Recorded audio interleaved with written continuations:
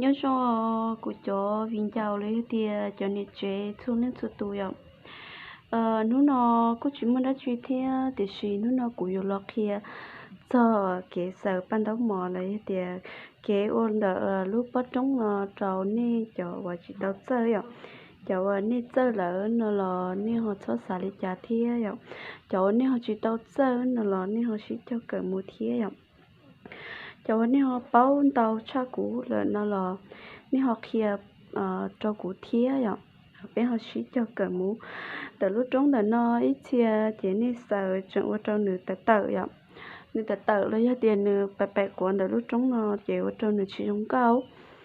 thì lúc trống nó nửa chỉ nửa chỉ chê nãy giờ nửa chỉ chê thế nửa chỉ giống cao nữa giống nhà đi cho cụ sợ nó này cụ đứa sợ tại khó tận nó lại cho trống nó này chúng nhà đi nó chỉ nhớ đó khó nó chỉ cũng là khiến nè thì yếu đi cha lúc trống thì không cao vậy giờ có chuyện nhớ tôi này có chuyện tao chơi có nhiều cái xấu nó chơi cũng kia đâu có thì có chơi để khó nó nữa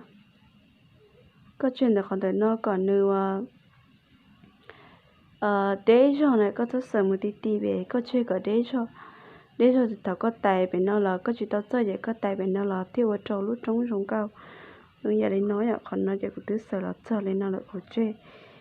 để giờ lên nó nè chơi để giờ nói chỉ có mà lên tài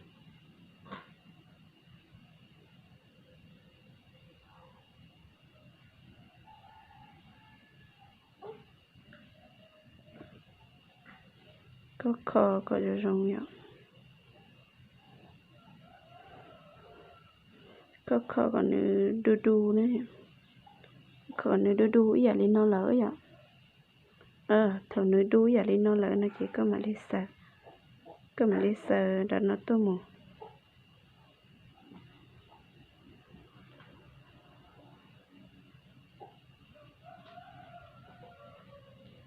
có nhiều chủ kho tà li lúc trống rồi thì ở rong cao nữa vậy còn nói vậy có nhiều chủ sờ gọt nữa tin cầu bên nó nữa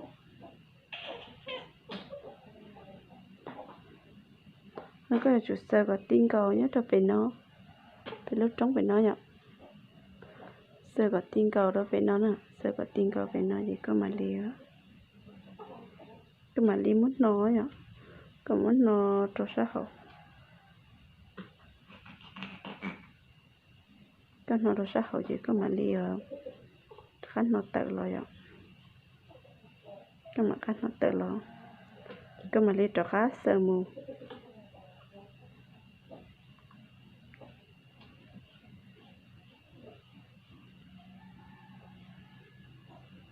dạ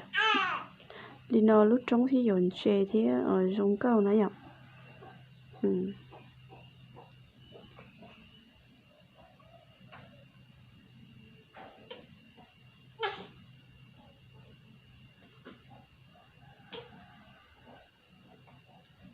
nhớ đâu tỏ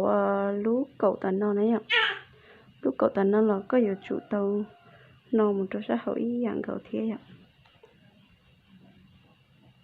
một chỗ xã hội dạng gạo thiêu cho lú cậu dền chè rong cao thế nữa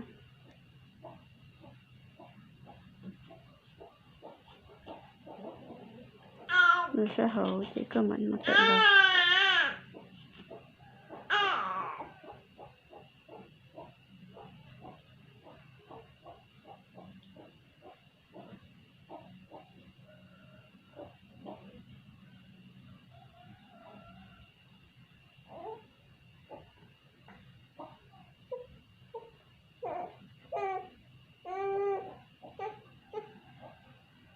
bên thầy cho con bên thầy chú nhà lên non đấy nhở giờ nó chỉ lúc cậu dùng chè rong cao thế chỉ cho nó chỉ có nhiều chủ chè để chờ giờ đi bên nó